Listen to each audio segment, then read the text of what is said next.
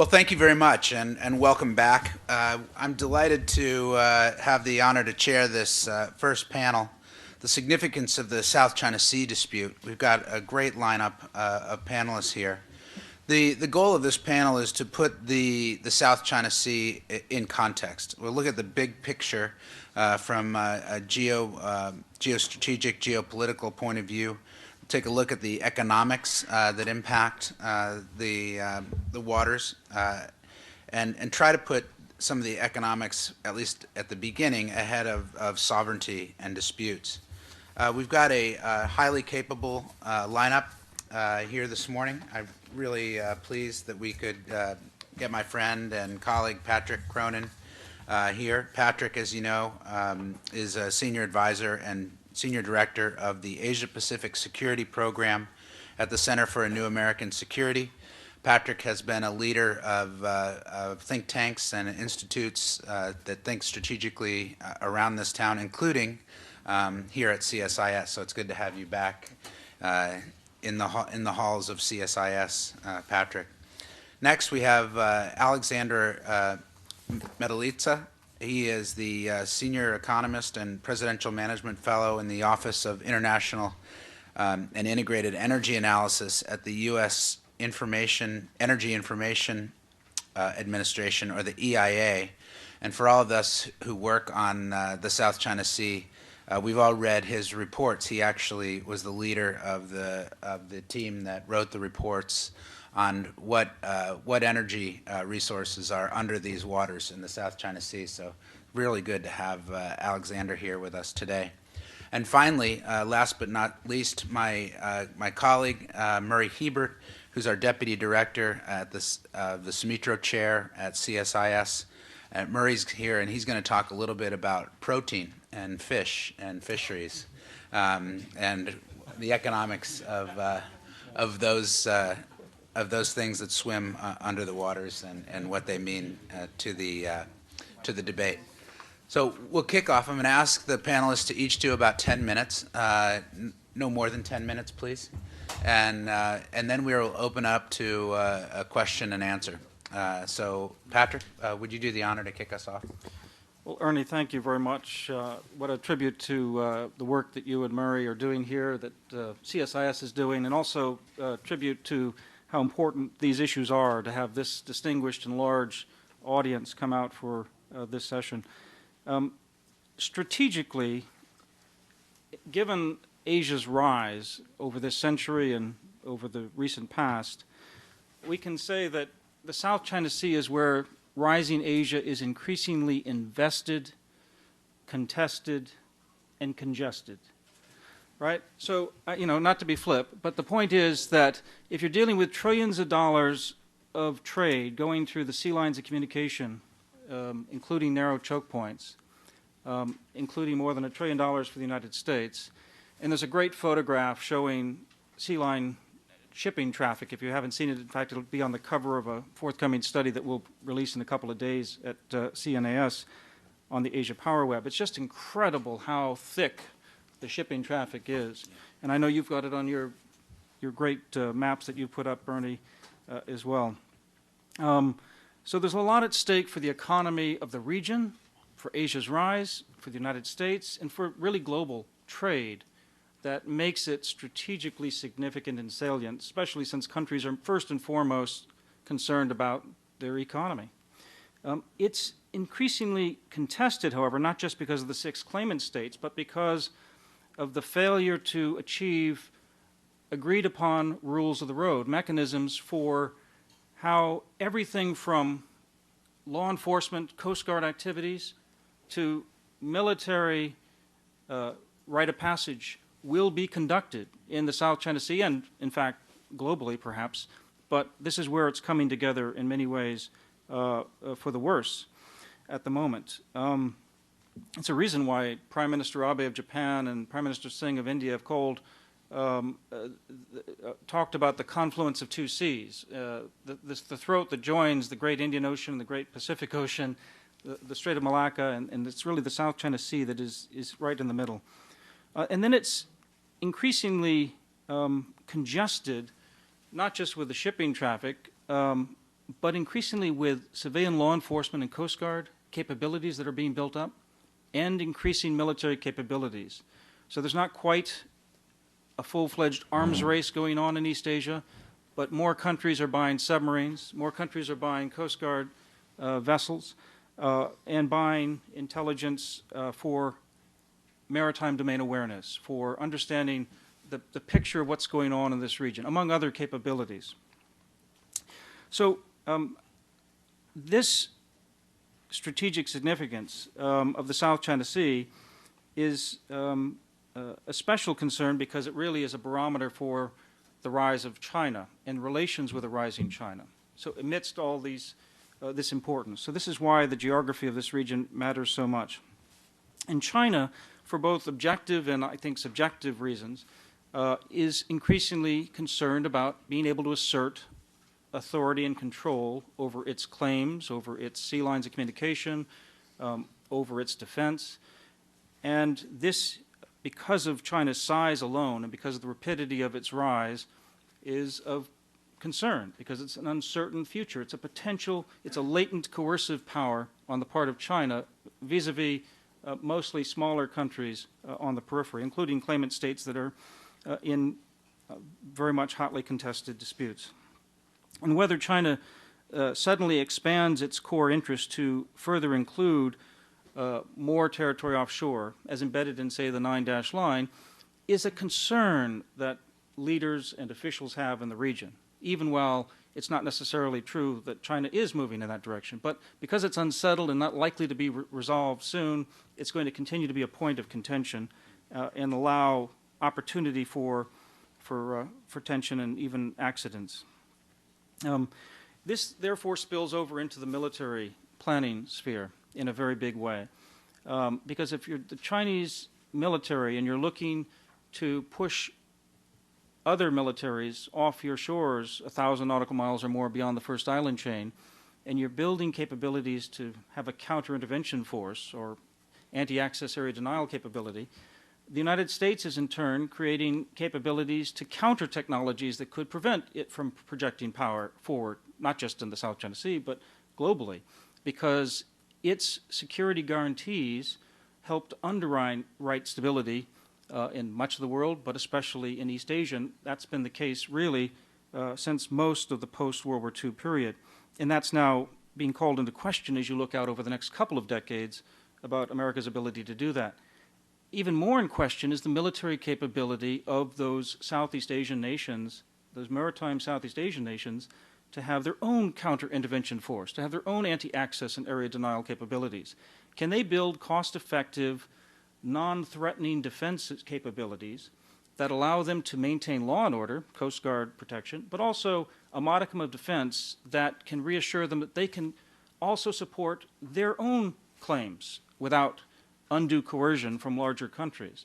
And can they, meanwhile, work out rules of the road, the diplomacy, and build on the trade that already exists with China and many others to help ameliorate those tensions that could lead to further suspicion, distrust, and even miscalculation? So these tensions are significant because it's really a litmus test for China's future relations with the region. This is one of the big concerns here. And here, the domestic debate in China is of concern, too, because the leadership of China, as we'll see in California this weekend, perhaps with the first of many summit meetings, no doubt, between Obama and Xi, which I think are meant to set a more positive, constructive tone for an uncertain major relationship that affects so many in the world, and especially in this region. Despite that tone, which may be good, there's still going to be underlying concern and anxiety, as we've seen with the reports about cyber espionage, and as we see about concerns over maritime cooperation. These are issues that are not easily resolved, and they're being driven in part by Chinese nationalist fervor, because this is China's time. China doesn't want to put up with nonsense anymore.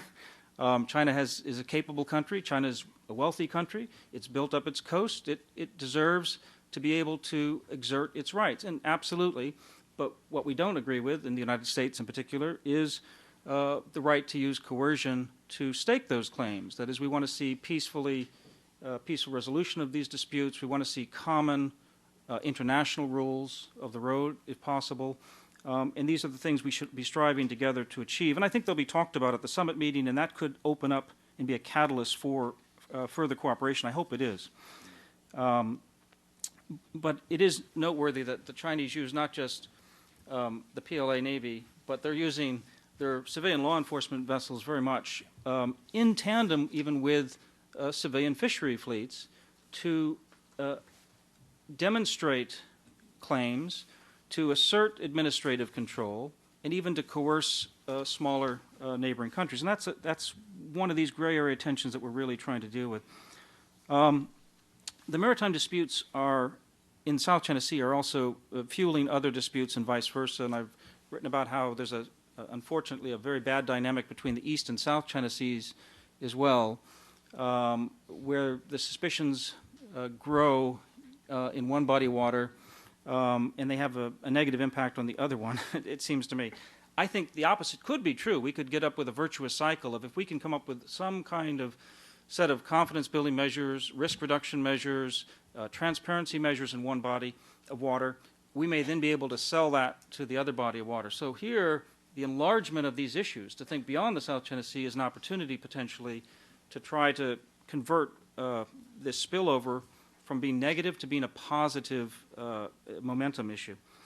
I think it's finally important for the regional institutions and what the failure to reach not just a binding code of conduct, which is a bit of a holy grail search, but to achieve even unanimity at ASEAN meetings over the concerns on these kinds of disputes, like the Scarborough Shoal issue last year, when China essentially pushed the Philippines out of the way, and we can point fingers around, but the point at the end of the day, there was a failure for ASEAN to sort of rally around a common set of rules, as they could even today around the arbitration case, for instance, to try to find some kind of objective binding international settlement about is the 9-dash line that China claims based on international law, or is it really a claim that has little basis in contemporary international law, for instance. So there are things that can be done here if ASEAN were to come together. China, of course, prefers to resolve these disputes or deal with these disputes bilaterally with other claimant states that they're in dispute with. But it's in the interest of the region and of the international community to find a common multilateral framework, and that's where enlarging ASEAN, still ASEAN-centered, but thinking about things like the East Asia Summit to include outside maritime powers that rely so heavily on these sea lines of communication, this becomes a very welcome initiative, and I think the Indonesians have put forward something for exactly that kind of forward-looking initiative. I want to stop there and turn over the rest of the panel. Thank you very much, Patrick. I appreciate that. Let's turn now to Alexander to talk a little bit about the energy and resources outlook in the region. Okay, let me ask our staff, can we put a map of the South China Sea up for while Alexander speaks? Go ahead, and I think they'll try to get it up for you. All right. Well,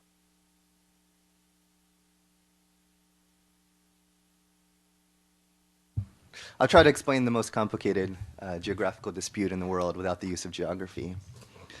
The job of an economist is probably first and foremost not to confuse people. So if you all leave this discussion slightly less confused, I will consider that a victory for myself.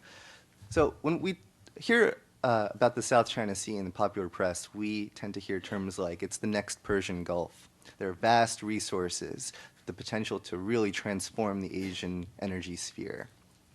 And moreover, all these vast resources are located in the disputed island chains, the Spratlys and the Paracels. So I'd like to take a few moments to talk about these claims and what's really going on to the best of our knowledge. Our work at the Energy Information Administration, we came up with an estimate of proved and probable reserves in the South China Sea. So those are reserves, energy resources that are both technologically feasible to get out of the ground and economically viable. It makes business sense to spend the money to get them out and send them to market. We came up with an estimate of approximately 11 billion barrels of oil and 190 trillion cubic feet of natural gas, proved and probable reserves.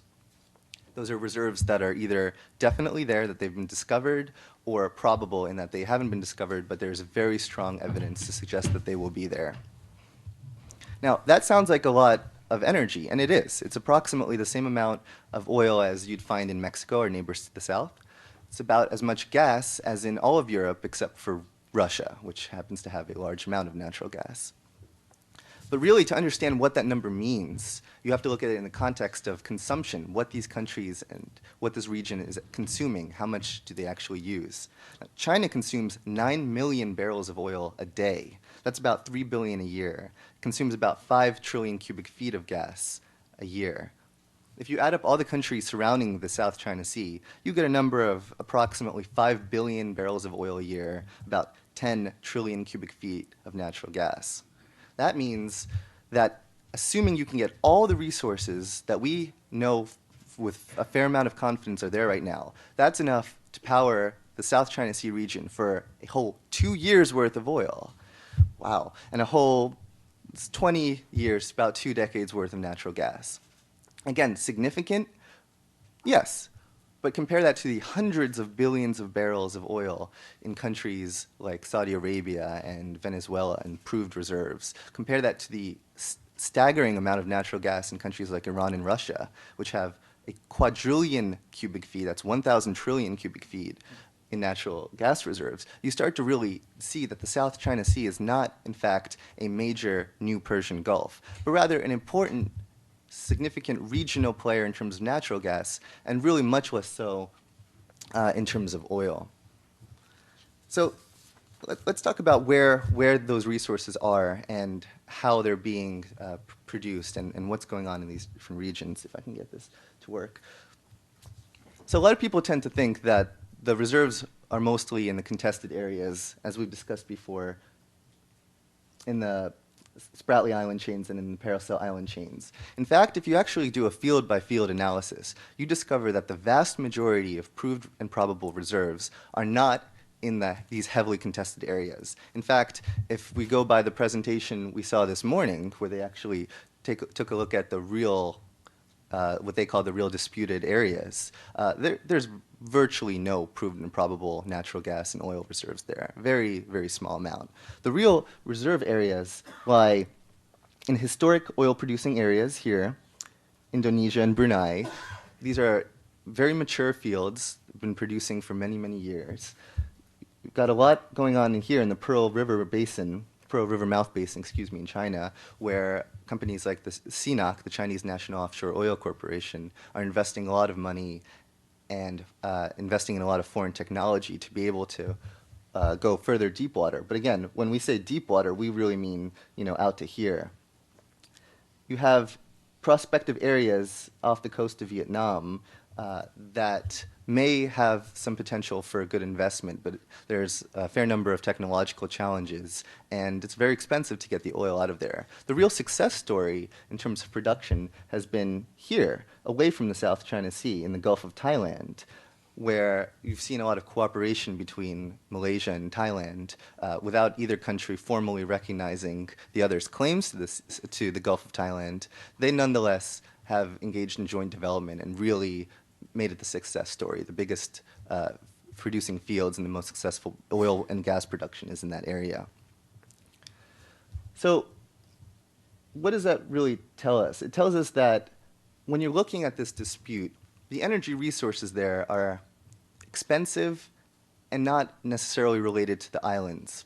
There's a lot of challenges in getting them to market. So as I've discussed previously, this is more of a natural gas story than an oil story. That means you can't just drill the oil and pump it straight into the markets. You have to build expensive subsea pipelines to get it to gas processing centers, generally speaking, onshore. The South China Sea has a fairly complex geology. It has submarine valleys that make it expensive to build pipelines. It faces CO2 bubbles in its fields, and it has monsoons, typhoons, a lot of adverse weather conditions. So you have to account for things like you can't just have rigid drilling platforms. You have to make your platforms kind of like an earthquake-proofing a building. They have to sway in the ocean or in the sea. So it's expensive, fairly expensive to produce, and it's a good investment for particularly mid-sized level companies. You have fields there producing, say, 20,000 barrels of oil a day, 50,000 maybe. That's a great field. If I owned a field like that, I would be able to retire early. But when you compare it to a country like China, the millions of barrels of oil in crude oil and products, you start to see that these fields are really drops in the bucket compared to the massive energy needs that these countries have. And so you're not going to be able to rely on the South China Sea, even if you control a large portion of it to meet your energy needs. You're really going to still have to go outside the sea and import supplies. And that kind of leads me to my final point for this presentation, is that one of the real areas of the South China Sea where we can say it's like a Persian Gulf is it's important to trade. It has 1/3 of the world's oil pass through the Strait of Malacca, which, we don't actually have here. That's a shame. But you can kind of see it here. Is about 1/3 of the world's oil passes through that narrow point every day or every year, and about half of the world's liquefied natural gas trade, mostly going to places like South Korea and Japan and China. With such massive quantities of trade, that's really where the resources are. They're not necessarily in the disputed islands, but they're in the thousands and thousands of ships that pass through this area and supply markets in Hong Kong, go on to Japan and South Korea. And that's where we see the real movements of natural resources in the area. Now, I'm going to end with one final note about undiscovered resources. So, a lot of people would ask, well, you've been looking at proved and probable reserves. What about the stuff that we haven't seen yet that could be out there? And the U.S. Geological Survey does a great job. It's a U.S. government organization that does a great job of compiling the best available geologic evidence to say that these hydrocarbons aren't discovered yet, but geologic evidence of the sea suggests that they might be there. With their studies, and their most recent study exclusively on this area came out in about 2010, you get another maybe 10 billion barrels of oil. So again, not that much, 2 years worth of supply for the region as a whole, and another 100 trillion cubic feet of gas, maybe 2. So these are large amounts, very significant, enough to fuel parts of these countries, but not world astonishing. Now, a lot of these undiscovered resources are again located in the relatively uncontested areas, the only exception being around this area in the contested Reed Bank area. There is a fair amount of significant oil and gas deposits. And when I say significant, I mean, 1 billion barrels of oil, maybe 25 trillion cubic feet. Now, for a country like China, this isn't really that much. But for a smaller country in the region, like the Philippines, in terms of their energy consumption needs, that is a significant amount of oil, and therefore regionally very significant for them. These countries all have increasing domestic production. And over the years, it's going to get higher. And the rate at which their energy consumption increases is higher than the rate that we're going to see production from the South China Sea increase. That means that the South China Sea will continue to play a role as a regional supplier, but you're not going to see South China Sea oil coming to ports in Europe and the United States. It's going to stay in the region, and it's going to be complemented by increasing amounts of trade through the channels in the sea. And with that, I'd like to hope that you've come away a little bit more nuanced approach to what's going on in the sea, and I look forward to your questions. Thank you. Thank you very much, Alexander. That was really helpful. And hadn't thought about the fact that there might be, I think what you said was there's more energy on the seas than might be under them with the trade. So that was very interesting. Let me now turn to Murray Hebert. Murray? Thanks, Ernie. I'm going to talk about the dynamics of fisheries in the South China Sea and the role the fisheries play in the dispute.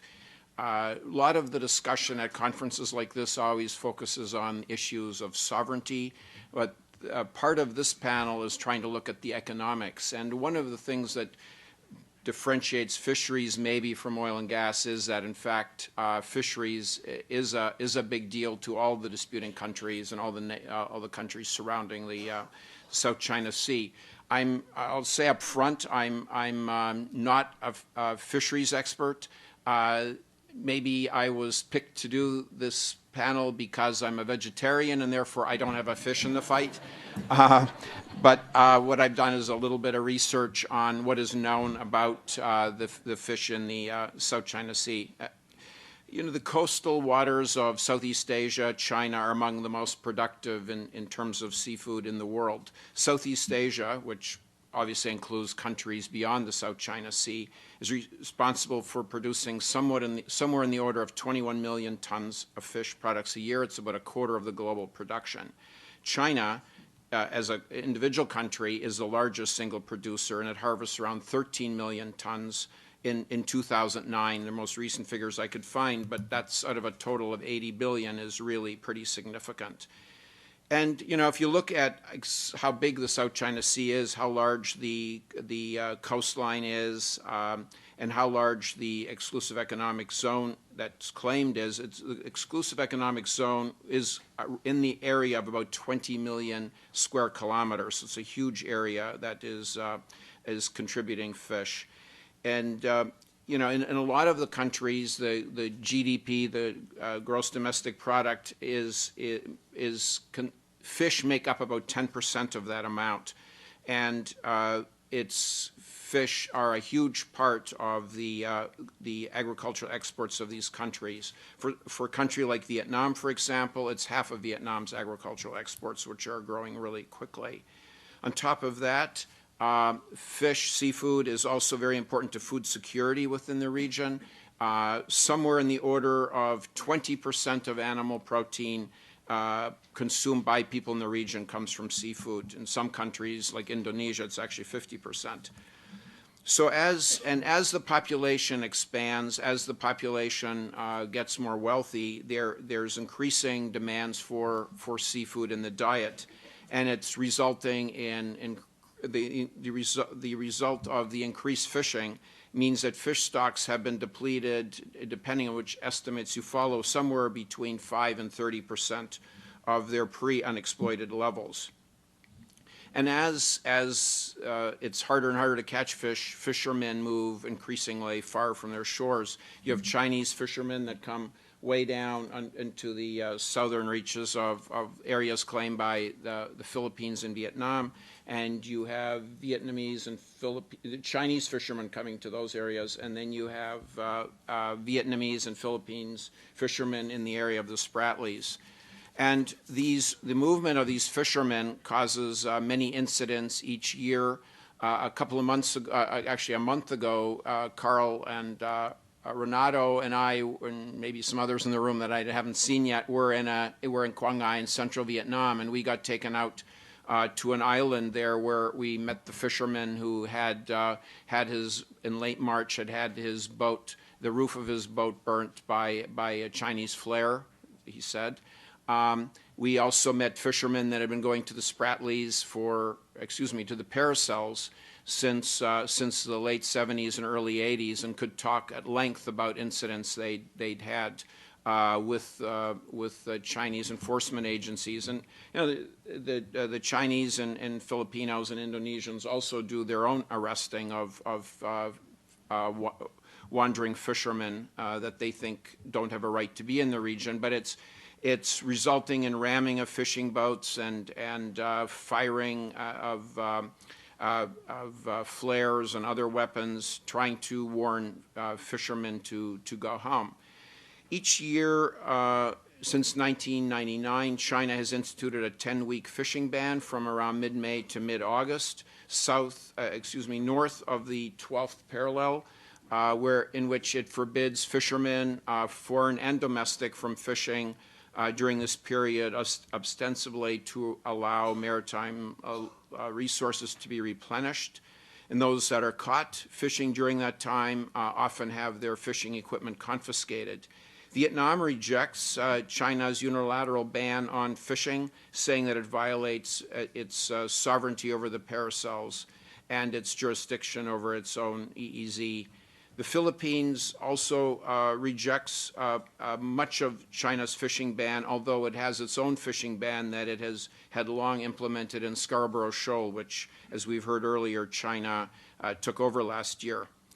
And over the last 10 or 15 years, you've seen China really boosting its maritime policing capabilities. It has somewhere between 6, 8 or so different policing authorities, the largest probably being the South Sea Region Fisheries Administration Bureau of the Ministry of Agriculture's Department of Fisheries. And China probably has been the most vigorous in defending its territory and trying to push out fishermen that come from other countries. It also uses sometimes its policing vessels to accompany fishermen as they go out, Chinese fishermen as they go out into disputed territories. And then as I mentioned, as it gets harder and harder for Filipino and Vietnamese fishermen to find much fish to catch in the areas right off its coast, they move further and further out. And so that's resulting in the confrontations that we read about in the newspapers. So far, there's been little attention paid to negotiating some kind of fishery cooperation in the South China Sea, and it's really this laissez-faire approach that results in the frictions and tensions that have been the ultimate seeds for much of the confrontation and accidents that have resulted. But fisheries cooperation, in the end, could be probably a lot lower risk to countries and undertaking an effort at trying to figure out how to jointly explore oil and gas development, and it could potentially build a foundation for other forms of cooperation going forward.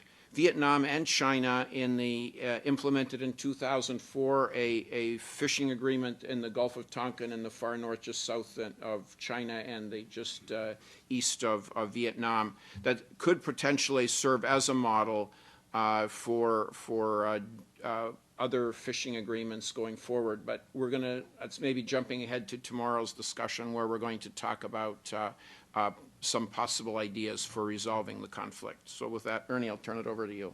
Okay, thank you all for your excellent presentations. I'd like to take the prerogative of the chair to start with a question, and that goes, I think, to Patrick and Alexander together, which is in terms of resolving disputes proactively through joint development. Alexander, you, I think, mentioned the example of the Thai-Malaysian cooperation in the Gulf of Thailand. Do either of you see models that are viable to take that sort of cooperation out into the disputed areas in the South China Sea? And if so, how? Well, I guess my whole point is that you might not have to. In terms of joint development, what we do start to see is a lot of national oil companies in the region investing in foreign expertise, whether through production sharing agreements or just kind of buying the technology for use particularly in deep water areas. So, we see a lot of technologies that were employed successfully in the Gulf of Mexico, fairly significant oil developer, a developing region, being applied to the South China Sea. But that's really national oil company, so one country going out and looking for foreign international companies to help it along. Other than the Malaysia and Thailand Joint Development Area, the JDA, you don't really see much evidence of this happening elsewhere in the sea. And to some extent, that's okay. If the disputed areas are the ones with the least amount of resources, why bother? But the problem is, without that kind of cooperation, we're not going to have the ability to conduct more thorough, rigorous seismic testing, and get more accurate geologic information about what's really there. So, you might be shooting yourself in the foot. There might be more resources out there, and you're definitely not going to find those and develop those without the cooperation between several countries. And if it's any indication, the Malaysia-Thailand area is one of the most rich producing areas in the region. So if nothing else, that should serve as an indication that they might be doing something right. If you look at it from the other end of the perspective of military confidence-building measures or reassurance, there are obviously lots of precedents in history for trying to reduce incidents at sea, trying to improve maritime safety, cooperation, search and rescue cooperation, other kinds of military exchanges that allow for transparency. There's less when you get then to the paramilitary or the Coast Guard, where there's room for much more discussion on how countries enforce their own domestic laws, the procedures they're going to use. So even though it didn't happen in the South China Sea, the fact that a Taiwanese fisherman was killed by the Philippines Coast Guard, that tragedy should become a positive example of how to build cooperation so that that kind of thing does not happen as a matter of course, and trying to build those. When you get to fisheries and economic agreements and oil and energy, you've got even more actors involved. So this gets very complex. But there are a lot of models out there across the board, commercially, on civilian law enforcement even, but fewer there, and then with the military to military, that could build overarching, overlapping set of institutions, mechanisms to reduce escalation, to reduce accidents, and to be able to tamp them down should they occur. Let me open the floor to questions, and again, please just identify yourself and your organization. Professor Emerson. Yeah, thank you. Don Emerson, Stanford University. If I may take what I infer from Patrick's remarks, the notion that, for whatever reason, ASEAN is not up alone to making significant headway on the security issues. I mean, you suggested other venues, specifically the EAS. I wonder if one could apply that reasoning to the two sectors that we're dealing with in the rest of the panel. That is to say, what is the record, if indeed one exists, of ASEAN in attempting itself, or through plus arrangements, whether it's ASEAN +1 or +3 and so forth, to work out a modus vivendi, at least, in terms of fishing and energy? Alexander and Murray, you want to take a shot at that? Well, ASEAN has started to talk about fishing agreement. It's fairly general. It doesn't really set parameters and a regulatory framework. But ASEAN, and that probably could be a forum that could be used to talk about increased. How you divide the sea when there's overlapping claims, and so I think that ASEAN does have a vehicle, but it's a very weak one so far. But it could be enhanced for sure. In terms of energy, it's sort of the same story. One of the interesting proposals that ASEAN had was a sort of ASEAN energy grid that would connect different countries together through the use of shared pipelines, and it's not really. It hasn't really gotten off the ground in any meaningful sense, but if you could imagine a scenario in which pipelines are carrying South China Sea natural gas from country to country, and building up that kind of interdependency may increase the likelihood of cooperation and joint development of these areas. So that's a potential there, but we haven't seen anything other than sparse bilateral negotiations that often as not don't go anywhere. Okay. The gentleman here in the front. I'm Renato De Castro from the Philippines. It's not loud enough. I'm Renato De Castro from the Philippines. I'd like to address my question to Dr. Cronin. You talk about the growing military tension in the region. Yeah, you might have confidence-building measure, but that will not solve those problems. It might manage it, because you still have the tension there. Tension arises from the fact that you have a very expansive maritime claim, and other countries simply will not give in.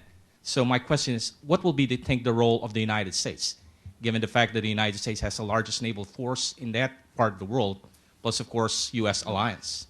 So where do you factor in the United States?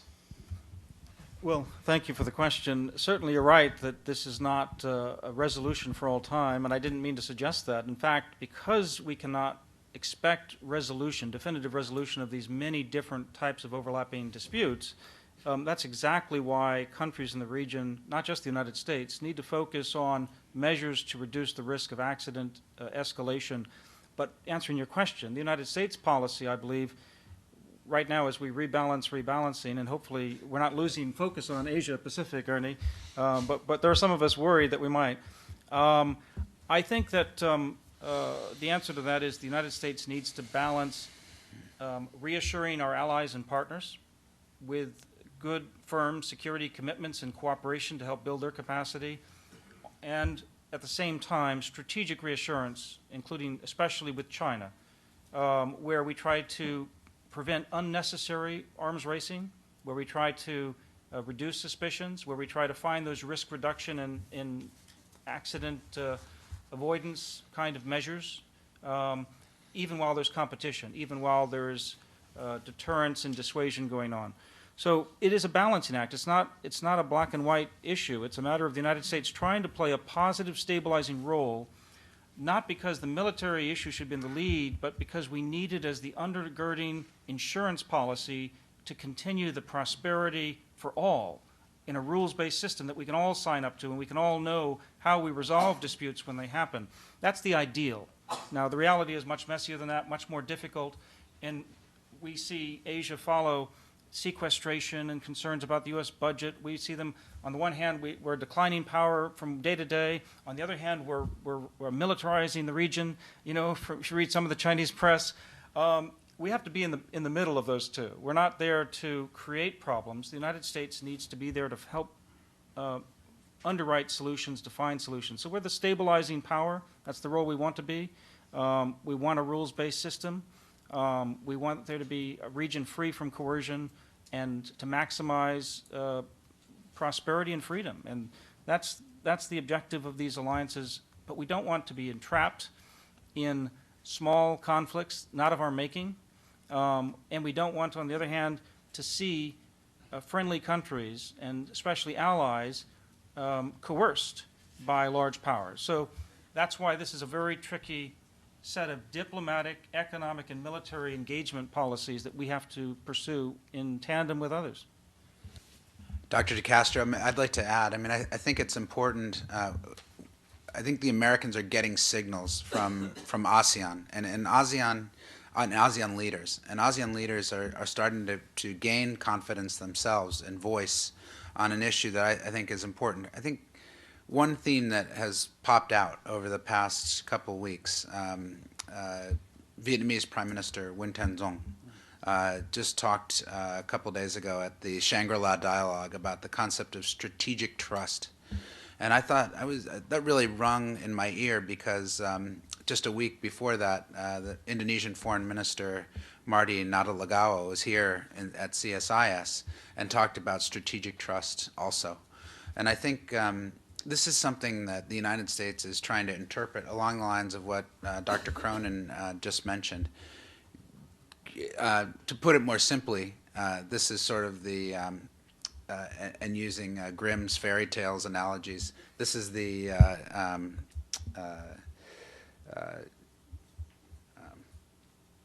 three bears, you know, you have to, not too hot, not too cold. You got to get it just the Goldilocks, right? Thank you.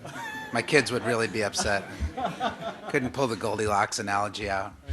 But I think that's important, and I think the message for U.S. policymakers that we've been trying to impart from CSIS is that treaty alliances are the core. They're the pillars of our engagement in Asia. Those are important, but they are advised and improved on by this development of regional architecture. And the regional architecture creates a framework whereby you can start to build strategic trust and a web of decision-making and rules-making that includes equity or buy-in from all the countries, hopefully including China, right? You have to have the big guy making in the region, making the rules and then playing by the rules. So I think this is what we're trying to invest in now. And in the meantime, mitigate the opportunity for conflict and mistakes, but through some really effective mechanisms that we're going to discuss here over the next couple of days. Dr. Thayer. Thank you. Carl Thayer from the Australian Defence Force Academy. Two quick questions. Alexander, could you comment on the Vietnam-Malaysia joint development of oil, which was missing, I think, from your presentation? And two, to anybody on the panel or in the room, that this morning I woke up to quotes being sent to me that the Malaysian Prime Minister Najib has promoted joint development, particularly with China, as a way of preventing the intervention by external powers. And I was wondering if anybody can clarify that, or are you aware of it, and what does that mean? Is it a change of Malaysian policy? And who were the external powers? Were they oil companies or states that he was referring to?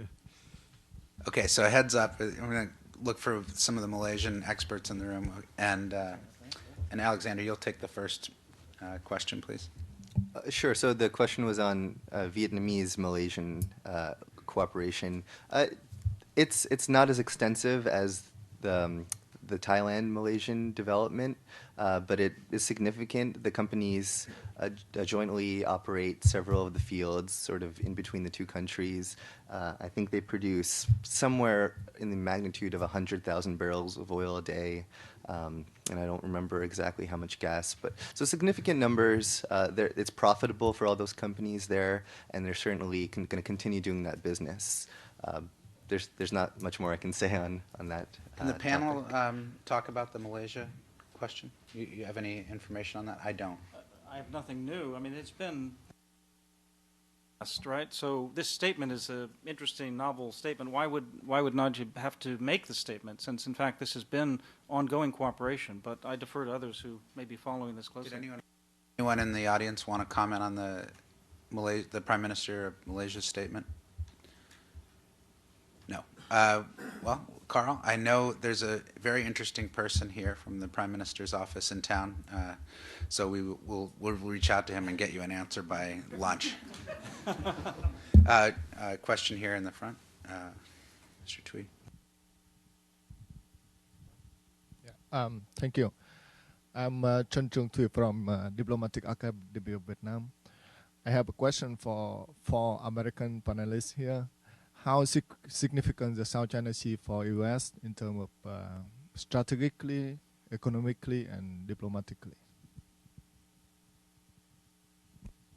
Well, I thought I tried to outline why it's strategically significant, and I was obviously speaking from an American perspective, even while trying to take into account the perspectives of others in the region. It is economically important because ASEAN has become, in itself, a vital economic partner for the United States, one that we're increasingly building ties. I mean, the former Assistant Secretary Kurt Campbell, who set up the Asia Group, is out literally doing business now with nothing but trying to help American businesses break in, mostly to Southeast Asia and ASEAN. That's not just South China Sea, but obviously because of the sea lines of communication, South China Sea is central to ASEAN in that engagement. So therefore, the diplomatic engagement that we've seen under the Obama administration the last 4 years, where we've stepped up diplomacy in the region, including joining East Asia Summit and attending all the meetings that are offered in the sort of region, especially under ASEAN auspices that we're invited to, we need to maintain that and sustain that. That's very important for the United States to do that. And I think that's recognized on both sides of the aisle in Washington. I hope it's sustained and followed through. Militarily, it's hard to say that the region itself on the South China Sea is the center of the military security issues for the United States, which are global. But the rebalancing to Asia-Pacific includes the military component, as we've heard from Admiral Locklear, as we've heard from Secretary Hagel, as we've heard from their predecessors in senior defense positions. And that's because of the need for the United States to reassure allies and partners in a rising dynamic region at a time when China's rising, and yet at the same time to ensure that we can manage a constructive relationship overall with China and show that we're there not to force countries to choose sides between China and the United States, but rather that great powers can figure out rules of the road to manage things, to figure out, even while we compete and have some suspicions and some distrust and have cyber hacking and other problems that we don't know how to resolve quickly, we think overall keeping a strong posture of presence and engagement, militarily too, is a way to build capacity in this region so that it can realize its full potential. Might just add on the Dr. Tui also asked about the economics, and Alexander did talk about the shipment of oil and gas, which was really obviously very critical to the economies of China, Korea, Japan, etc. But beyond that, there's also the global supply chain, which is well and alive in Asia. The movement of parts for electronics and other equipment that move between Southeast Asia and China, the South China Sea. Some of it moves by airplane, obviously, but the South China Sea is also very critical for that. And so it is absolutely, the South China Sea is economically also very important to the U.S. for that reason.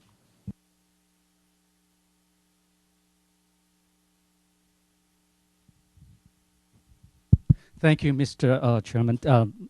You looked at the models for joint development earlier, and I would like to bring attention to another concept, models of joint conservation and protection of the marine environment in the South China Sea. In this panel, we talk about energy, we talk about fisheries, but maybe in the future, there's a need to include environmentalists to talk about how to protect marine environment and joint conservation and protection of that important body of water. Now, I have two questions addressed to Mr. Metelitsa and Mr. Hebert. The first one, I'm not a vegetarian, so I can take your share of the fish, bluefin tuna.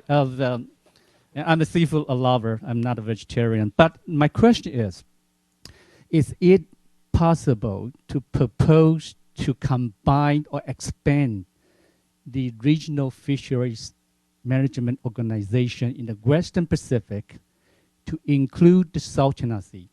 Because in the South China Sea, there's no such RFMO. But it's very important to deal with IUU fishing issue, the depletion of fishery resources, and so on, the joint conservation protection, including we are seeing more disputes coming from the fishing vessel from different parties in the region.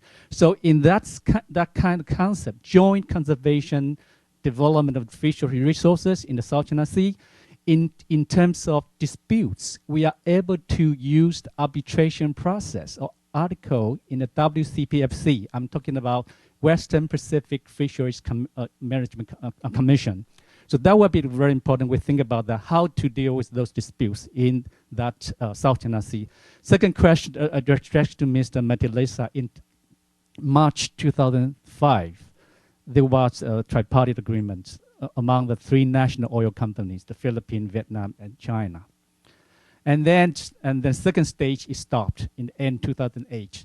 So how do you assess any kind of information finding you got from the result of the first phase of research, joint study in the disputed contested area, any oil and gas found in that area? If no, how come we are seeing more action taken by the parties in the country to develop oil and gas in the contested area? Thank you. Thank you very much. I think the second question was about the JMSU, the Joint Maritime Seismic Understanding. Murray, you want to start? On the fisheries, I mean, I think that's an excellent model you suggested, the regional fisheries agreement in the West Pacific. I think that could have some models that could be applied. It could be expanded, no doubt. I think what it needs, though, is, I mean, right now it doesn't have quite the profile of the hydrocarbons that Alex is talking about, and I think it needs somebody, some leader to start to drive this. But I do think that would be an excellent model to look at, and I think it'd be an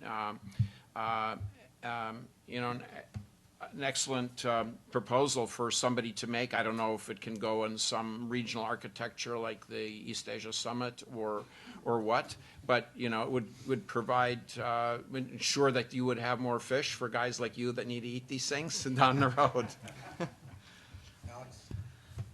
I'm not sure exactly how to answer the question other than to say, if you want to evaluate the success of joint cooperation in seismic activity or geologic investigation, I suppose one metric would be, has the amount of resources you think is under that area increased since your last assessment of the area?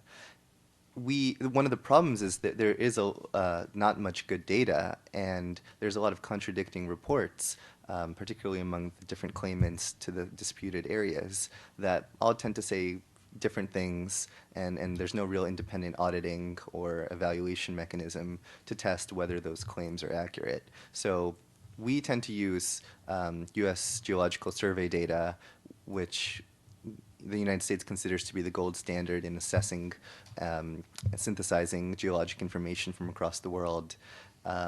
And to that degree, again, from their studies, and you can find them online, they're freely available, they don't suggest particularly large quantities of oil and natural gas, conventional oil and natural gas resources in the in the Paracel Islands, much at all, and only marginally more in the Spratly Islands.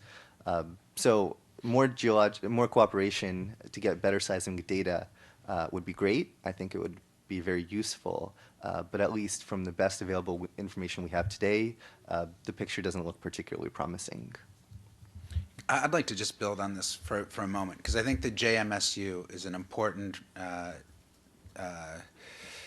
case study in regional cooperation and joint development. I think if you look at the politics and the trust that were around the JMSU, from the beginning, this is the Joint Maritime Seismic Understanding. From the beginning, the foundation of trust between countries for that plan was on a rocky foundation. So in a way, I think if you take Hanoi's perspective, for instance, that was never going to work.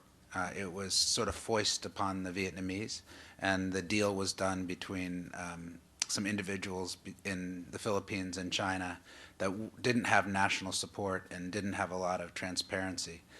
So I think this is important, right? Because as a lesson learned, joint development has to be built on trust and transparency and related to the domestic politics of each of the countries.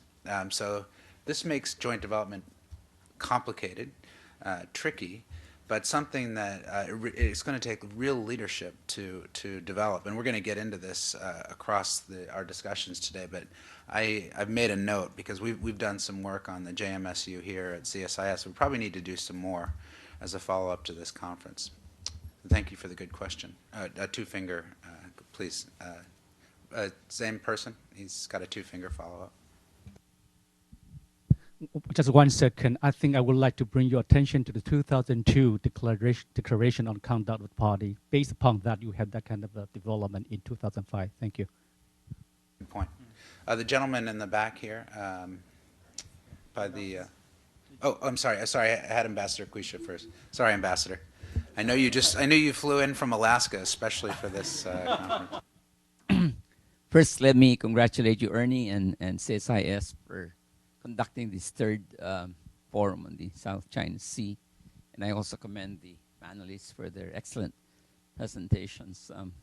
My question is to Dr. Cronin. The U.S. has consistently maintained that they would like to see freedom of navigation respected by all countries. Some months ago, Chinese authorities announced that they reserve the right to board any vessels that pass through the South China Sea. I don't recall having seen any statement from the U.S. with regard to that statement made by the Chinese authorities. In the Scarborough Shoal incident last year, the Chinese placed a barrier on the mouth of the Scarborough Shoal, preventing our vessels, including the fishing vessels, from entering the Scarborough Shoal, which is part, in our, of course, contention, part of Philippine exclusive economic zone. Of course, we did not take any action against that, but it seems that freedom of navigation principle has been violated, and so I wonder what the U.S. Position is with regard to that. Well, Mr. Ambassador, I'm sure you have discussions with U.S. officials all the time on related issues, so I'm not sure how much I want to tread into this, but I mean, several general things need to be said.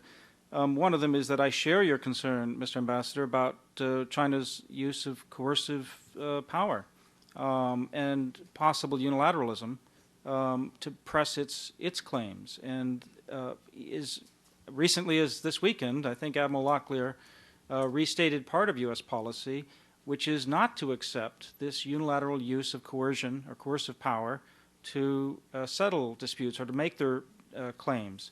So we're deeply concerned, and we were deeply involved as a government in helping to support the Philippines in building its capacity to maintain coastal defenses, its military capacity. These are steps that should continue. But on the other hand, we also all have a shared interest in making sure these things don't escalate into a conflict. So we're looking for ways, obviously, to create acceptable multilateral rules of the road so that there's not this unilateral coercive use of force. And we need the Philippines as an ally dealing with these issues, and supported by Vietnam and supported by, frankly, all ASEAN. And supported by outside countries like India and Japan, which depend so heavily on these maritime sea lines of communication, to ensure that China is not allowed to essentially get away with unilateralism on this issue. That being said, every country has a responsibility to make sure we're being restrained in how we go about exercising our defense and our law enforcement, especially when you've got known disputes in known disputed areas. Anyway, I'm with you on this. I think more work needs to be done on the maritime security dimensions of this. It's going to take a lot of work and a lot of leadership, as Ernie Bauer said, not just on the joint opportunities, but frankly on these risk reduction measures and common rules of the road. Okay, I'm going to go to the Admiral because he outranks the next questioner, I think. and then over here. Thank you very much. Retired Vice Admiral Kaneda from Japan.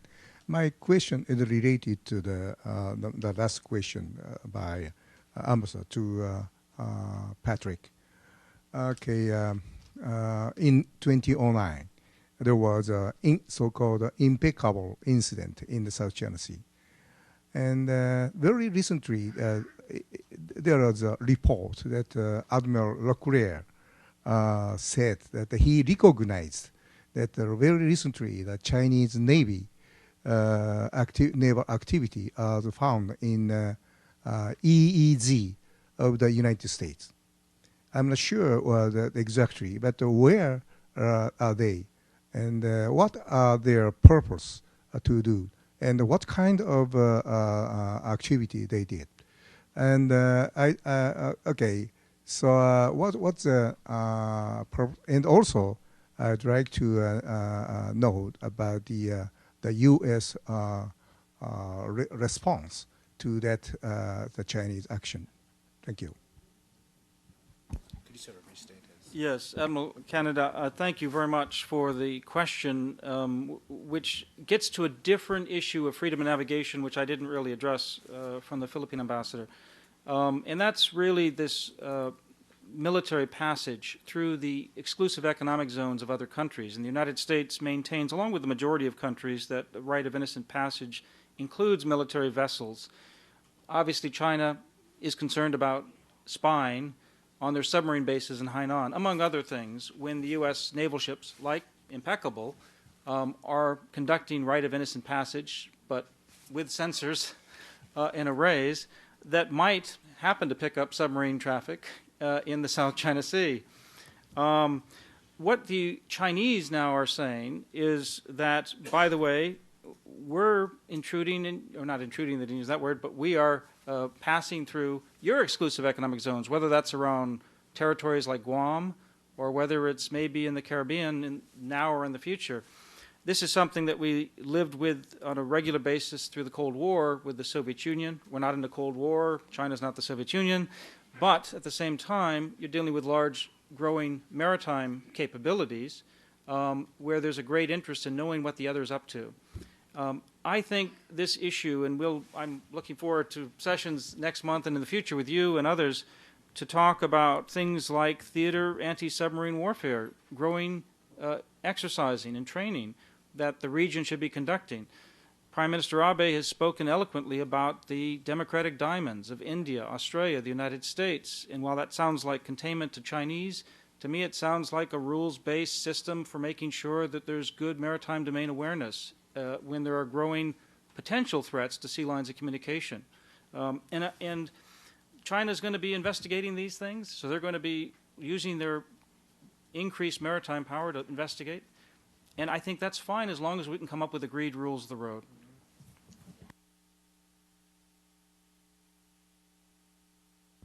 Stanley Kober.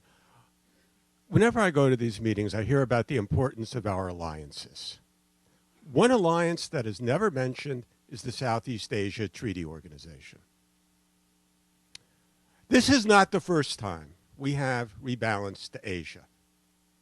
What are the lessons of that experience for the current rebalancing?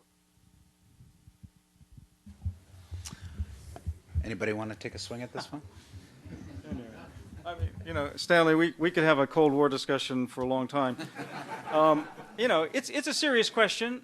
One lesson is to avoid protracted ground wars anywhere, because it was Vietnam that not only led to much of the downfall of the U.S. position in Southeast Asia before, not so much SEATO. SEATO was an unnatural alliance. That's why it was crafted in the Cold War in an ideological setting of East-West tussle.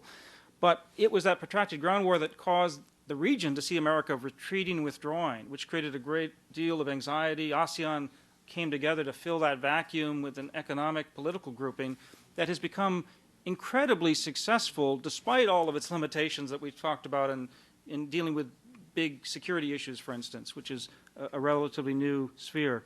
We're not talking about alliances with ASEAN. We're talking about the United States recognizing its comprehensive interests economically, militarily, politically, are increasingly tethered to a rising Asia, which is centered on East Asia. And it's ASEAN countries that are at the center of this great power relations in this region. So I think the lessons are not to get pulled into a ground war, not to get pulled into war at all, but to make sure that we can find common rules of the road, win-win situations, if you will, economically and politically. And that takes work. It takes government effort. It takes private sector effort. It doesn't just happen. And it's people like the people in this room and people at CSIS in this program who are trying to come up with constructive ideas for how to inch these things forward and avert really bad things from derailing it. Lady right here.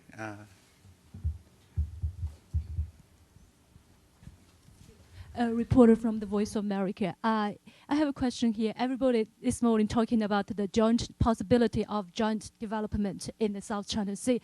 So I have a question here. If all the countries involved in these disputes do agree with a joint development, so what is the U.S. role now? Since everybody do not need U.S., so will U.S. be excluded as an external force, external power?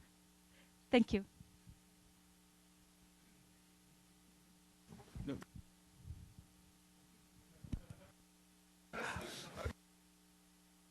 Well, I'll go ahead and start on this one. I don't think the United States would be excluded at all. I mean, we're actually, if you look at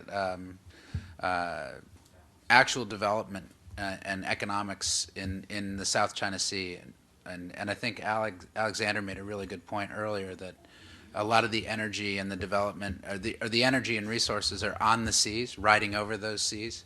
And American companies are intimately engaged in both the development of hydrocarbons, gas, and and oil exploration, and we're also involved in the shipping and production of oil that's shipped over the seas. So, I think there's no question, but that the Americans are going to be involved in development, in this joint development in the South China Sea, in a commercial sense. Absolutely, just it's happened already, and it's de facto. I think we'll be part of these discussions. I think that you're raising an interesting question, which is, are these waters the waters that are actually going to connect the countries of the East Asia Summit, or are they going to divide these countries? And I think what we've made the case for here this morning is that there's a compelling case, if you look at the economics, that these waters absolutely must connect the countries, and they do connect the countries now. The question is, how do you accommodate or think about a rising China who has decided to take a very sovereign view of most of that water? And how do you convince China to get the benefits of the economic development, shared economic development, in a way that doesn't challenge or threaten security, which could spill if there were conflicts, if there were ever, God forbid, war around South China Sea related issues. The impact on the economies. I think this is what this panel was trying to say. Of all of our countries, everybody in the globe. I mean, we could see the impact of flooding in Thailand, for instance, impacted Japan and Europe and American supply chains to a degree that would, shock people. But can you imagine war in the South China Sea? This would substantially disrupt global commerce. So I think this is the way I think about it. There's no talking about the Americans not being included in joint development is it's just a non-starter, and it's already a foregone conclusion. I think we are involved. I don't know. Would welcome other views. Just one different point that I'd like to add. So I agree with everything Ernie Bauer just said. But if you look within the region rather than the region as a whole, you have to be very impressed by the intra-Asian economic, political, and even developing military and security ties. So we have a report coming out this next week on the Emerging Asia Power Web that looks at, it's not the United States that's involved. Asian countries are taking it upon themselves to build security relations, cross-servicing agreements, joint exercises and training, research and development exercises, on top of very firm and growing economic relations. So for them to have local, bilateral, trilateral economic joint development agreements very much fit with the trends in this region. So that's why the United States has to not disengage from this region, but has to sustain this high level of engagement so we keep up with some of the important trends, but we're not involved in everything. This is largely Asian-driven development.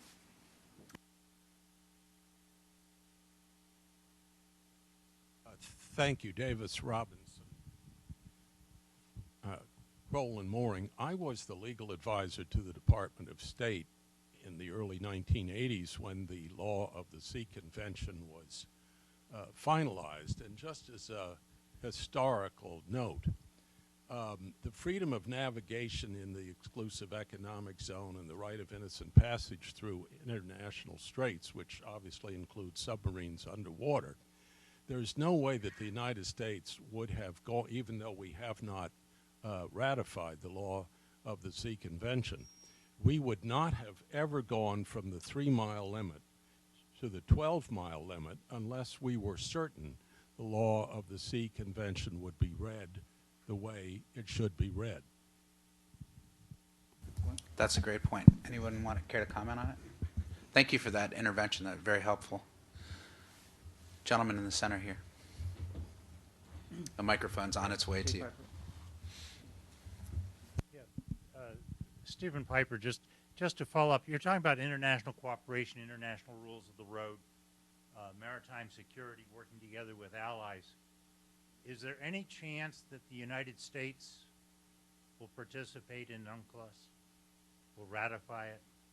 Because that seems to be we or us, and the rest of you follow the international law.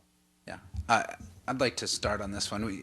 We have been absolutely clear at CSIS that the Senate, we believe the Senate should immediately ratify that treaty and join. Our chairman and CEO, our president and CEO, John Hamre, has spoken on this often and has put op-eds in the Wall Street Journal and other papers that some of us up here helped write. So we strongly believe that. I'd be welcome other views of the. Will we pass it? Is there a prospect for that? Well, if CSIS recommends it, there's a chance. Yeah. I hope we got that down on social media. Actually, lady here, I'll come back to you in a second. Thank you. My name is Jean Nguyen with Voice of Vietnamese Americans. I'd like to especially thank Marie Herbert for your topic. I thank you very much. And I come back to follow up with the questions that Dr. Chen Chung Tui raised. And I'd like to ask Dr. Patrick Cronin about the strategic points of it. And since our President Obama is meeting up with President Xi next week, would you specifically point out the global strategic visions that both the U.S. and China can share, especially in the interconnected water of Indo-Pacific Ocean? And with your expertise, Dr. Cronin, would you go further into the air, sea, space, cyberspace, and also nuclear proliferation, significant aspect of the South China Sea? Thank you. Thank you, Jeannie. Did you say you were with the Vietnamese Vegetarians of America? And with the Vietnamese fisheries too. But I'm with Voice of Vietnamese Americans, and we encompass everything. Thank you. Well, thanks for your questions. I think as a student of summit diplomacy, a long-time student of summit diplomacy, we have to be realistic about what summits can achieve. They're mostly about atmospherics, and that can be very good, especially when you have tension between great powers. So you have in Xi Jinping, obviously, a new leader of China, a leader about whom some very interesting things are being said. I think I read George Shultz in the Wall Street Journal today talking about how he really expects this summit to be quite interesting because Xi Jinping is bringing in some fresh voices and ideas. I hope that's the case. And I think it's important for President Obama to not only listen to him and to find what opportunity there is for cooperation, what opportunity there is for a joint vision that would be good for the whole region, not just good for China and the United States, but also to raise some very frank differences that exist. And obviously, Tom Donilon, we now learn that Tom Donilon will be leaving shortly, the position of national security sort of advisor to the president.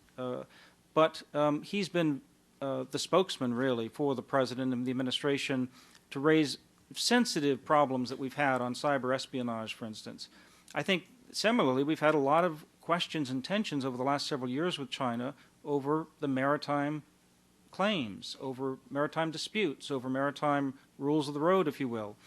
And at least, even while setting the tone, and being frank, I think it's possible for the two leaders to build on some of the previous security and economic dialogue that's occurred over the last several years in the maritime space. And this obviously very much centered on South, but also the East China Seas, where we want not only bilateral maritime cooperation on how to reduce risk, accident, improve transparency, improve agreement on rules of the road, but we want to see China do this with its neighbors in the region. So while we're all waiting for a binding code of conduct but not holding our breath, it's very important to fill in this space with practical steps that can be taken with Vietnam, with the Philippines, with all of ASEAN, with Japan, with every country in the region. So that's what I'm hoping can at least be catalyzed by a summit meeting, but the details are going to have to be worked out by experts, by officials, by painstaking diplomacy, military and diplomatic diplomacy, even commercial diplomacy in the years to come. So we need institutions like ASEAN working with outside powers, the plus mechanism, to bring these people together and keep the high focus on the agenda. What's most important? What can we achieve? What's realistic? I just want to underline this because I think it's really important. I think one of the key messages that will come out of this conference is we just urge the Chinese colleagues not to try to, I mean, they've gone to extreme measures to try to keep the discussion of the South China Sea and maritime security out of the discussions at the East Asia Summit and the ASEAN discussions. And it doesn't make sense. Come in and talk about it. Put it on the table, and that's what I think everyone's talking about when Winten Zum talks about strategic trust, when Marty Nadalagawa talks about strategic trust. You can't build strategic trust, I can't say it,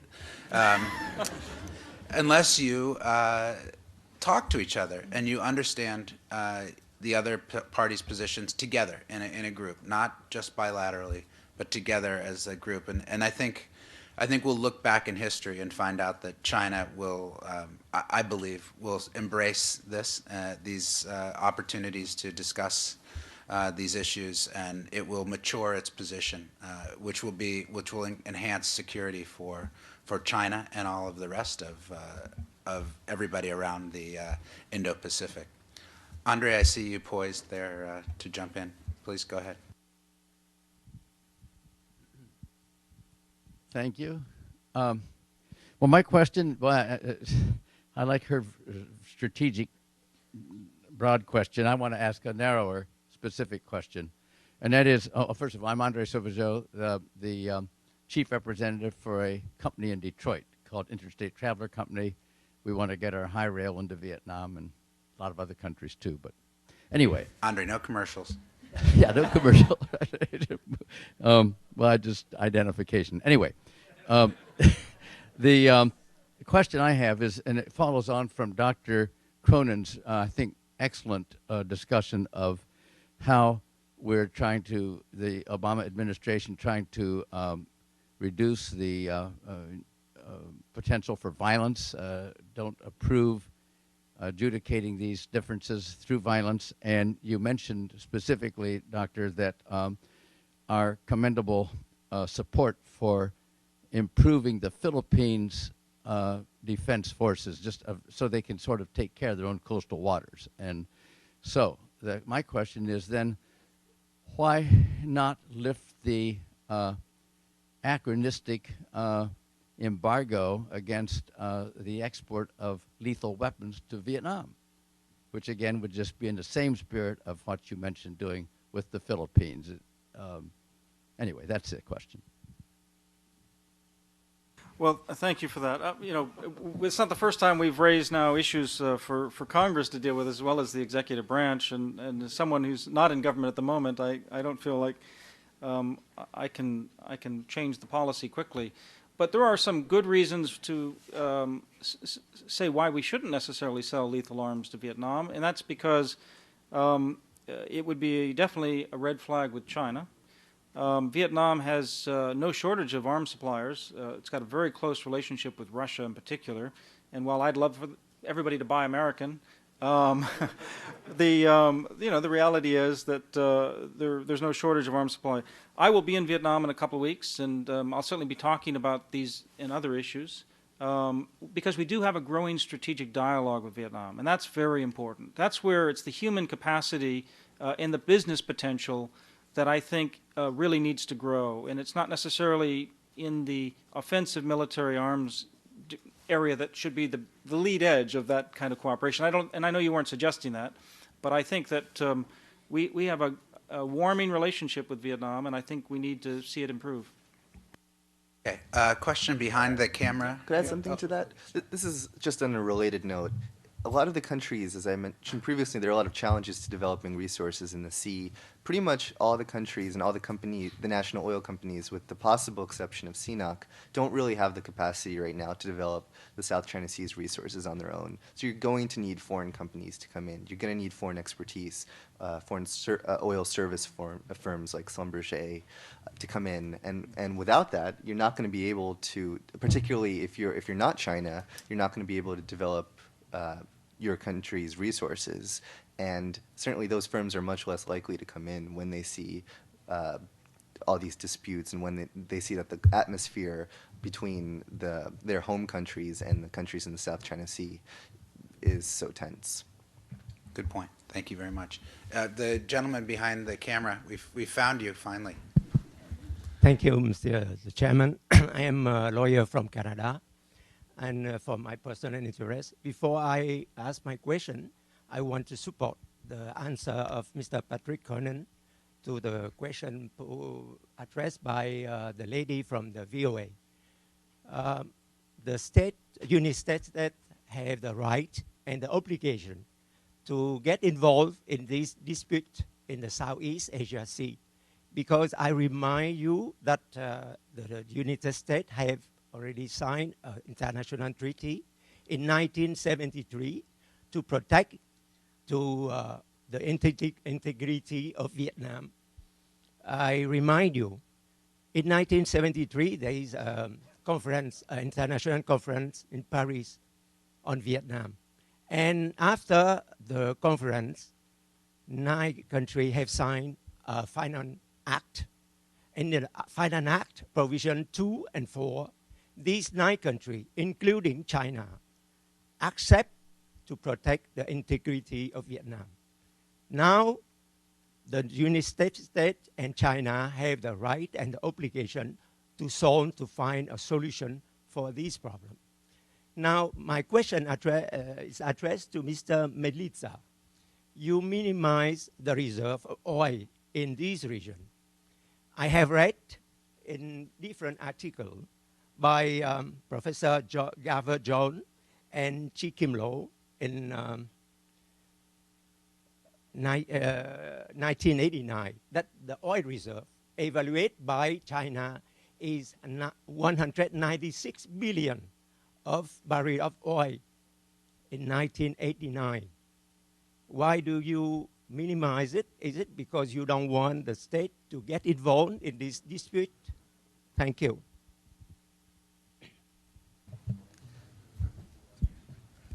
We employ a large variety of sources, industry publications, trade press, and we try to look at the holistic picture. We try to do a field-by-field analysis.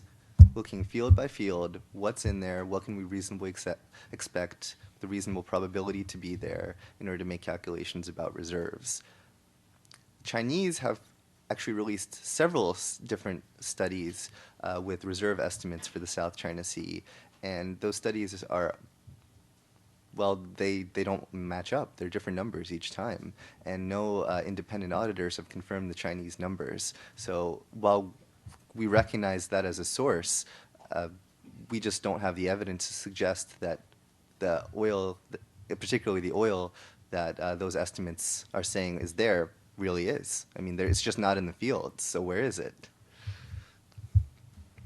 Okay, thank you for that. Chris?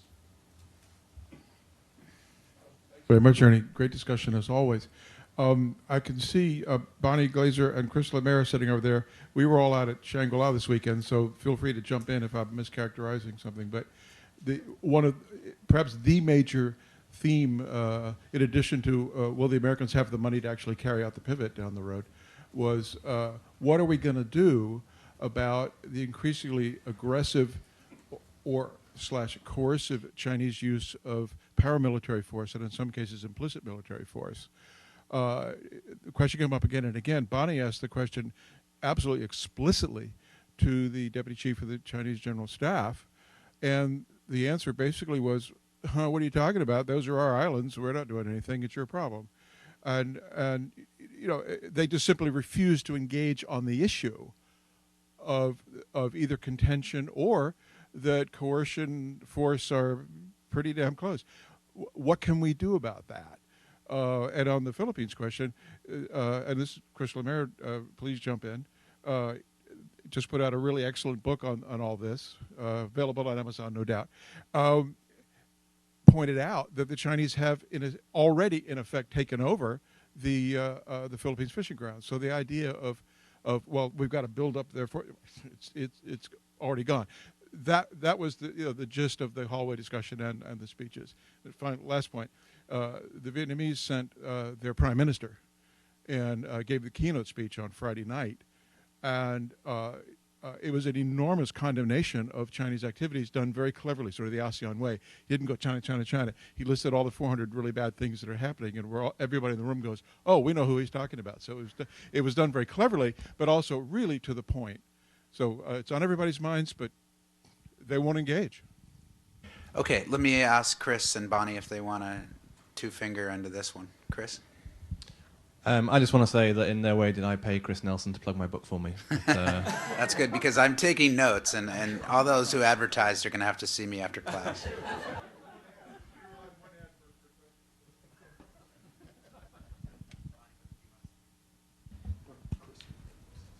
All our publications are free, by the way.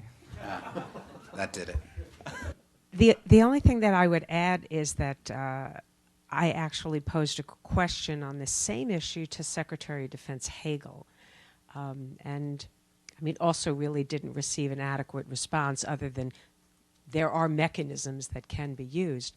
But this is really a challenge, I think, for the U.S. and for the region. If the operations that are being conducted are primarily by these civilian and government vessels, which of course the Chinese outnumber every other country in the region. The United States doesn't have a sort of ready toolbox to respond. If we are dealing with a naval challenge, with a clear military challenge, then we have the 7th Fleet. Obviously, that's not something we want to see. It's better to have the militaries in the background. But we don't have Coast Guard operations that are taking place with these governments in the South China Sea. So it is a challenge as to how to respond, particularly when we look at incidents like the Scarborough Shoal. I think nobody has mentioned now what's going on in Second Thomas Shoal, where these government vessels are being used to potentially alter the status quo. Okay, that's a good segue to Peter Dutton, who had his hand up, and he is a Navy lawyer, so maybe he can elucidate. That's right. Thanks. Well, thank you very much for a really stimulating panel. I appreciate it very much. I thought it would be worth just a comment on a couple of threads we've touched on a couple of times. And that first we talked about the freedom of navigation in the South China Sea, and what are the U.S. interests? Obviously, the U.S. interests are in the freedom of navigation for the full participation of all countries in the global system. As you pointed out, we're interconnected, and our wealth, like everyone else's wealth, depends on this interconnected freedom of navigation. So I think it's been described as a vital interest, if I remember correctly, by the administration. But it's an American interest like the interest of all countries, right, in the vital interest in this freedom of navigation. The second point is, in the South China Sea, the American perspective is this is not a zone of innocent passage, but a zone of high seas freedoms, right? This is really important because this is not a zone of territorial waters or other sovereign waters. At most, it's a zone of exclusive economic zones, right? So, and that may be the case. This is yet to be determined. Maybe the arbitral panel will help us figure this out. But in any case, it's not a zone of sovereign waters, except around perhaps the small features. So that means that all countries are free to undertake military activities in support of the freedom of navigation that supports the global system that enriches us all, right? So you can see the logic trail there. And then finally, there was a question, I think it was Admiral Kaneda, asked about Chinese actions in the American exclusive economic zone off Guam and Hawaii. And I would add to that Japan as well. I mean, the submarines, I think, have been more or less identified as Chinese off the coast of Japan, outside of 12 miles, right? So that's a freedom of military activities in the exclusive economic zone of another country. And so what the American response, as I have observed it, has been, is to say that we welcome the Chinese acceptance of this perspective because it demonstrates their acceptance of the mutuality of participation in an open global system, right? That's a really big development and a really big point I thought worth making. So thanks very much. That's an excellent point. Thank you very much. You have time for maybe one or two more questions. Okay, Professor here. And then... Thank you. In response to Peter's response, and I would like to mention one point related to the issue raised by Admiral Kaneda, the freedom navigation in exclusive economic zone of the United States. I think we have to know that the Pacific Ocean is big enough, both for the United States, China, and Taiwan. And I think Taiwan's exclusive economic zone, China's exclusive economic zones, and U.S. economic zones are big enough for all countries to exercise the right freedom of passage in that body of water, but under condition that these kind of activities are not related to military activities which has the intention to threat or affect the coastal state's security. And that comes to the difficult interpretation. You taken, is that a threat to the national security? That's the response. And the other one is about the U.S. accession to the UNCLOS. I have been following closely about this issue. And the welcoming, the positive development is that is coming. U.S. midterm election is not coming. Presidential election is not coming. So in this coming year, Secretary Kerry and the Defense Secretary, I think they are in support of U.S. accession to that. So it's a positive, and I read the report. They are considering seriously for U.S. accession to that very important constitution for the ocean. Finally, the last point about U.S. involvement. Don't forget about in 1992, there was agreement between China and U.S. Keystone oil agreement to exploit oil in the Vanguard Bank 21. In that case, that's the joint development between U.S. and the United States. But at that time, because the action taken by the Vietnamese government to stop that kind of the joint development, and that's the beginning of this kind of disputes in 1994, 1995. But right now, we are seeing a lot of U.S. oil companies' involvement in the joint oil exploration exploitation activities in the United States, in the South China Sea. So United States is not out. Thank you. Anyone want to comment on that? Okay. The other gentleman at the table. My name is Wu Sichuan from China National Institute for South China Sea Studies. I would like to take this opportunity to thank Mr. Chairman and our three panelists for your fascinating presentations. So my question is for Patrick. With regard to South China Sea dispute, as we know, U.S. has reiterated that U.S. takes no sides among the claimant states with regard to South China Sea. From your perspective, do you think United States has changed its official stance to the South China Sea issue? But from Chinese perspective, the fact is different. Like U.S. previously stated that takes no sides. Given the U.S. involved in the South China Sea currently, so deeply involved in the South China Sea, so I would like to hear your comment on this issue. Thank you. Well, the question as to whether an evolving U.S. policy toward maritime disputes has changed significantly, or in any significant way, really, from the policy of impartiality regarding specific sovereignty disputes. And I think that's where taking sides is a loaded phrase, unfortunately, because if you take no sides on the sovereignty and the boundaries, absolutely, the United States is not going to take sides. We don't draw boundaries. That's not up for the United States. We need international rules to agree on how you do that. But we do take sides when we have political alliances and when we have security alliances. And we do take sides when we get actively involved in engaging the region, including through ASEAN-centered processes or engaging China in bilateral dialogue. We take sides in that sense of trying to improve relations with China.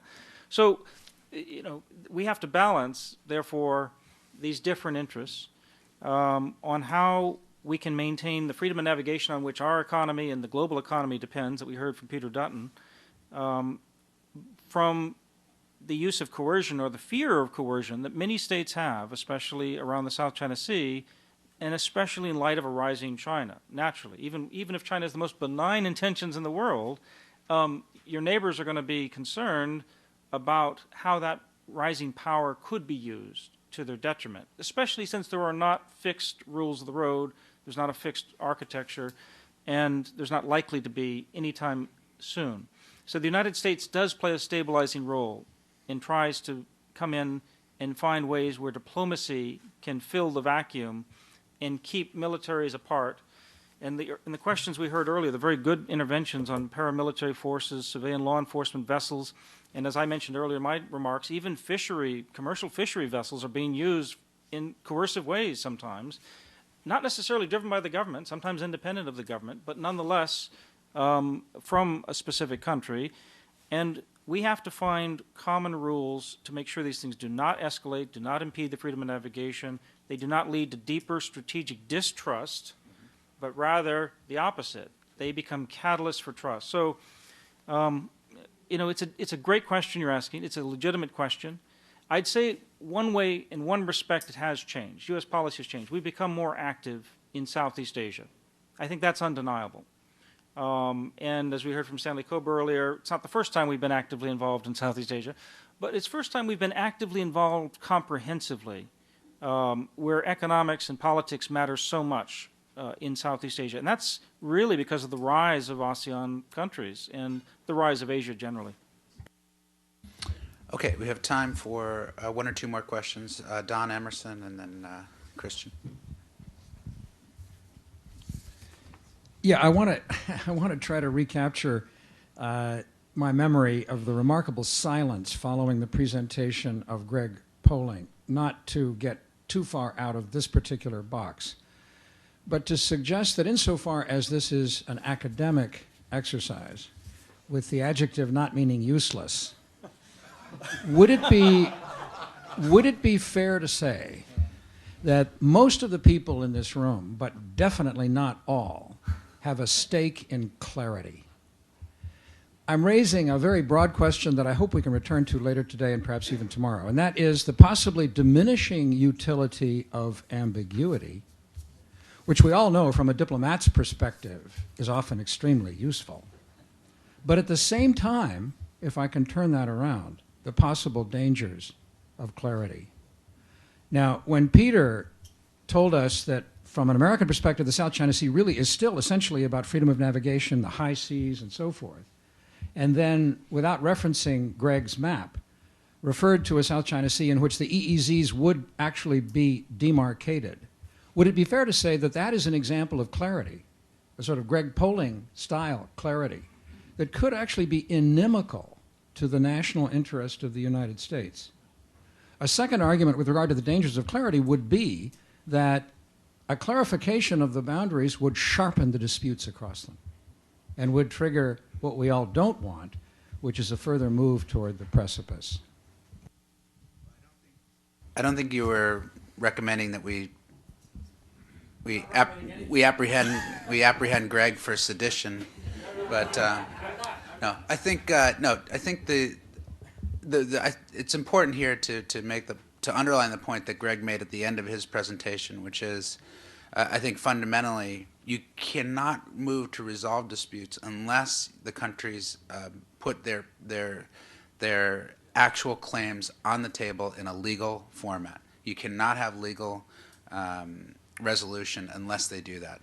So at some point, you can't avoid clarity, in my view, at least in a legal forum, or you don't get at least some sort of a resolution to be able to move forward on that. But that's my view. Anyone else want to? Well, if you're a student at Stanford University and you take a course with Don Emerson, you definitely benefit from the clarity of his strategic thinking, of his expertise on Southeast Asia.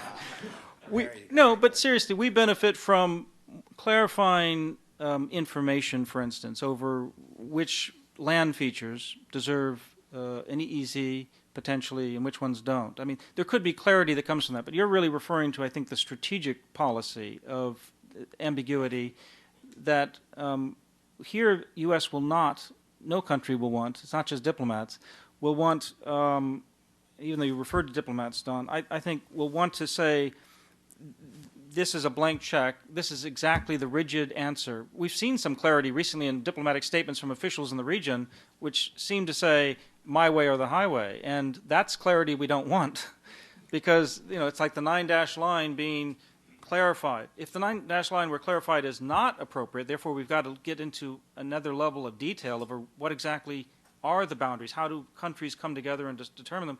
then yes, that kind of clarity is good. So there's not a yes or no answer to this question, but I think we're moving toward much more information in the need for more clarity. Since I've been impugned a little bit, I'm not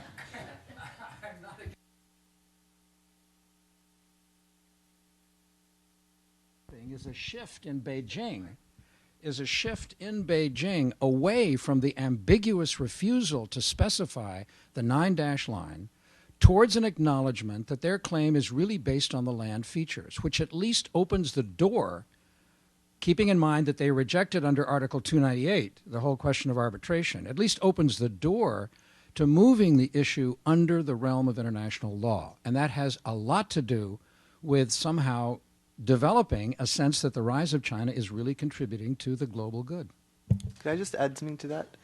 Just in terms of clarity, there was a question a while back about why Chinese estimates are so much higher than the estimates that the Energy Information Administration put out. And it's the same idea. Oftentimes it might be a question of methodology or just access to different data sources. But when you don't have that kind of acknowledgement of this is the probability we're taking of this resource, these are the reserve production ratios we're using. When you don't have access to that, you open yourself up to charges of saying, well, prove it, prove the number. So in our work, we really do try to keep a consistent methodology. And that's one of the things that's historically been lacking from an analysis of the South China Sea, is just whether it's lines demarcation of the sea or the types of resources or what resources are we talking about. We haven't really talked about, for example, shale or natural gas hydrates yet.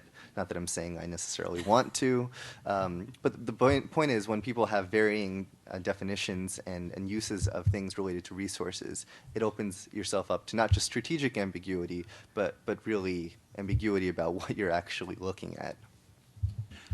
Christian, I think we're going to have to close. I think the ending this panel on the question of strategic ambiguity versus clarity is absolutely appropriate.